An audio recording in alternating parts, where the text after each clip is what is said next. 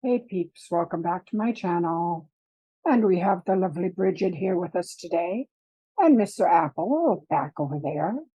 And Ellie is over there in the door. And yeah, so today I'm going to chat just a little bit about life. And I'm also going to talk about when books don't sell. Because sometimes they don't. And sometimes we just have to accept it. So if that sounds like something you're interested in, pull up a chair, subscribe to my channel, hit the like button, and we will get started here in just a moment.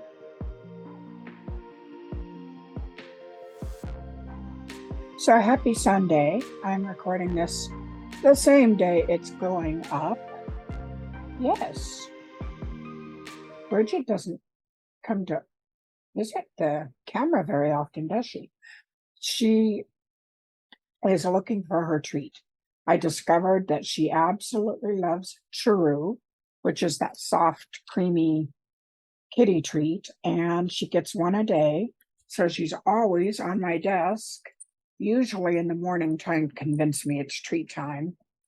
And it's usually about treat time now. So we will do that as soon as we finish filming, okay? You good with that?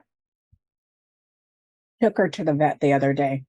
She's almost 15, and I was worried because her eyes look a little, they look a little off.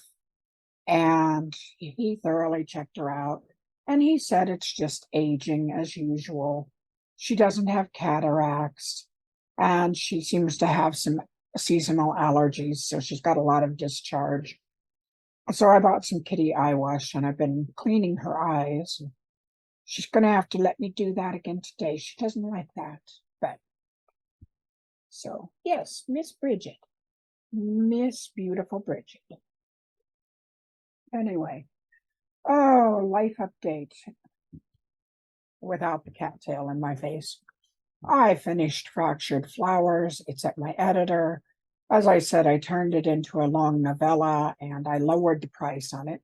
And if you pre-ordered it, you will get that lower price. So no worries there. I am starting Solstice Web this week. I'm looking forward to it. And things are moving. Things are going. Today was one of those I'm dropping everything I touch days, which was just delightful. What are you doing, Mr. Apple? You're so cute. Yeah, which was just delightful because every time I turned around, I'd drop one thing and then I'd pick it up and drop something else. I don't think it's Mercury retrograde right now. I think it's just the day. I've been up since 6:30 this morning after going to bed at 1:30, 2, somewhere like that. I tend to get to bed fairly late. So let's talk about writing and the fact that sometimes a book or a series is not going to sell very well. And it's a sad truth. I mean, Bewitching Bedlam, that series, I had so much fun writing it, but it doesn't sell. I mean, it's not like it never sells copies, and it has people who love it, but they're the distinct minority. The sales are low. The Kindle Unlimited reads are low. In other words, it's just a series that does not sell. And I've tried ads and I've tried talking it up. And what I've come to realize is that it's off brand for me. It's not on my brand. It's a little more lighthearted than I usually write. People sometimes, for some reason, think it's a cozy, and it's not a cozy. It's got explicit sex.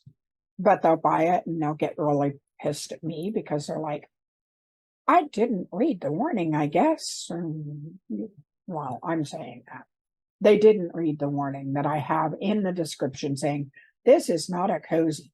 This series has hot vampire witch nookie. And I still get dinged for, oh my God, you got explicit sex here. Too bad. But I think it just falls outside the tropes so much that it cannot find a good audience. It's too cozy for some people. It's too sexy for some people. It's too, I guess I jumped the shark with it. And as I said, I had fun writing it, and I love those books, but it's not going anywhere. So what do you do? What do you do when you find you're writing something that doesn't sell? Well, first you try a few ads, and you try, just sending it excerpts in your newsletter. You try talking it up. You put excerpts on your blog. You do all the things that you would normally do. And if it still doesn't sell, then you stop wasting money on it and you let it be. I won't take it off for sale because some people still love those books, but I'm not going to waste my time on it either. I'm being stared at. There is a Mr. Apple over there. I know it's very hard to accept that some of our book babies, people think are ugly, or people think they aren't interested in getting to know them. And it is very difficult at times to accept that. But it's just the truth. There are some books I don't want to read. There are some books I'm not interested in. There are some books I will never pick up. And it's not that I think it's necessarily a bad book. It's just not the book for me. Where was I? Oh, yes. Sometimes you just have to accept that a book's not going to go. It's not going to make it. Nothing you can do will revive it. And you just leave it out for sale and pat it on the head and let it know you love it. And you move on to the next. You move on to what does work. Sometimes accepting there's nothing you can do is one of the hardest things in life. Whether it's a book that isn't selling, whether it's a friend that's upset, whether it's a family member who needs help, but you can't get them to see that they need help, whether it's a condition you've developed that won't be going away. Not everything in life will be successful. Not every book will sell. So the best thing you can do is learn to graciously accept when something is done, walk away, let it be what it is, and turn your attention and your energy to your next project. Because you can always hope for the next one, and you can always work to make it something that's very viable. And it may or may not pan out, but it's a whole lot better than wasting your energy beating your head against the wall.